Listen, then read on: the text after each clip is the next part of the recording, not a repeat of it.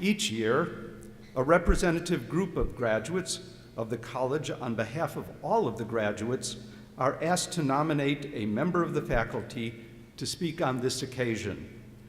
This year's faculty speaker is Daina Eglitis, Associate Professor of Sociology. Professor Eglitis.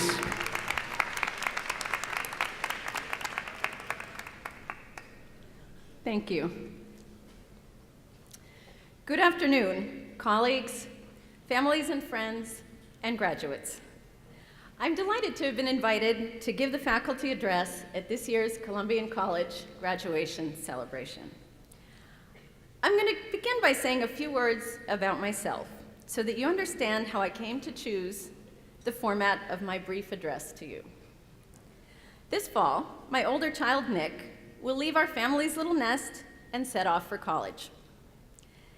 As he readies himself to go, I feel a complex combination of pride, sadness, worry, and excitement.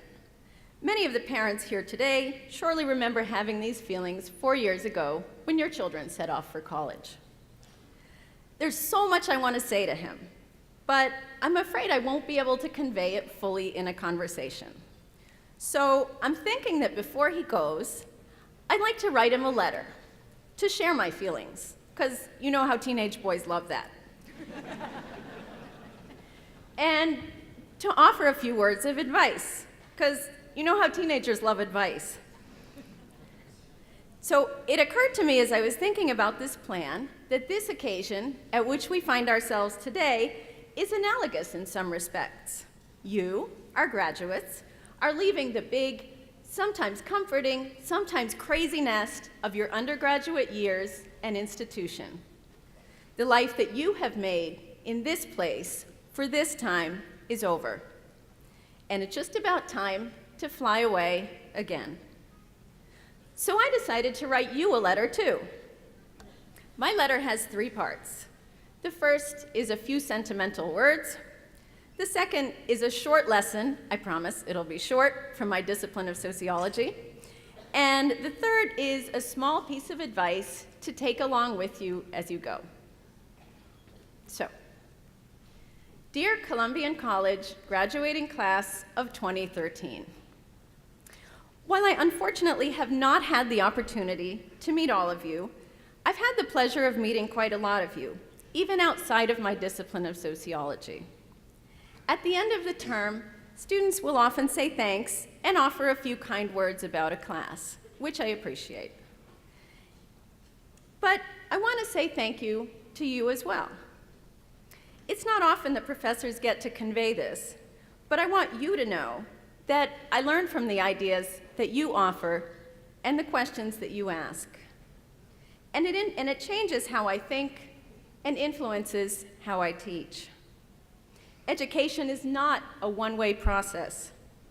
And I speak for so many of my colleagues when I say thank you for what you've taught us too. It's been a pleasure to teach you and to learn from you. Now the lesson.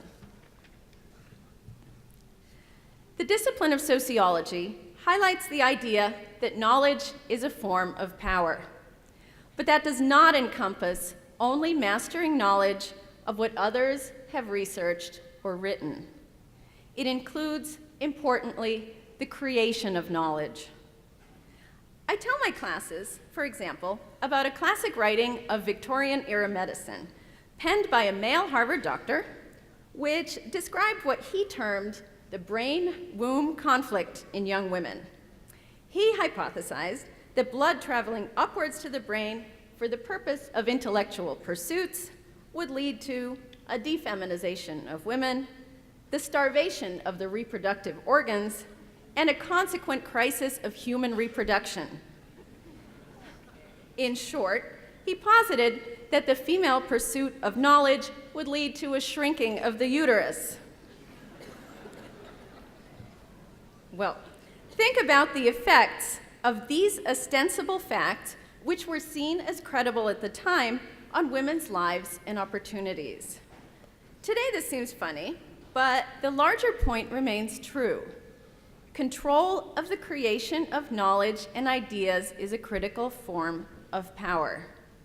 It was when women's production of knowledge about themselves began to enter mainstream thinking that these so-called facts began to change. Social groups benefit when they seize the opportunity to create knowledge about themselves rather than being defined by others. I bring this up in part because of an article I happened to read this week in Time magazine. While not entirely negative in its conclusions, the article engaged in the creation of knowledge about millennials. That's the generation that includes most of you. The cover reads, quote, "Millennials are lazy, entitled narcissists who still live with their parents." No, don't applaud that. No, listen, guys, I'll interrupt the letter. That's not the applause line. Be patient. It quotes from a book written by an English professor called The Dumbest Generation. No applause. A description of the book from Booklist notes that, quote, "The younger generation today is less informed, less literate, and more self-absorbed than any that has preceded it."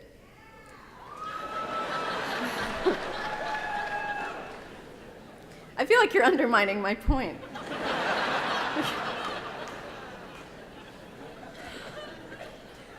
A New York Times review of this book adds that, quote, "Never have American students had it so easy, and never have they achieved less." Shh. None of the authors of these writings is a millennial. So, here's a question. What are you going to do to define yourselves?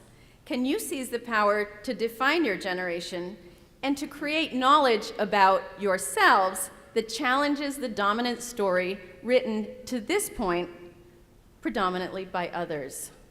Your education has not been only about learning what others have researched and written. It has also given you the tools to create knowledge and to think and act to write your own story. All right. Finally, dear graduates, I'll wrap up my letter with one piece of advice. Know what you know. More about that in a moment. The liberal arts have been the subject of some negative press recently. Cuts within university systems have hit the liberal arts disciplines particularly brutally.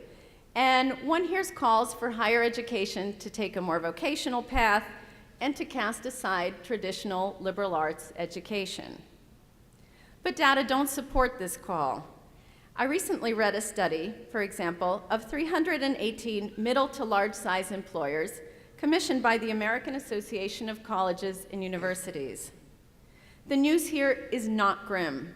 Fully 3/4 of employers indicate that they want colleges to prepare students for work by emphasizing skills in critical thinking, complex problem solving, oral and written communication, and applied knowledge of the kind you get in internships, community service, and the like. You know this. This is what you've been learning and doing here. But it's not enough to have these skills. You have to master the skill of clearly naming them, describing them, and linking them to the jobs to which you aspire. That is my advice to you. If you cannot readily name your top 5 skills, then you've still got one last homework assignment to complete. Know your skills, name your skills, and use them to get a job, to do some good, and to write your own story. As you leave our nest, I wish you a safe and pleasant flight. Enjoy the journey.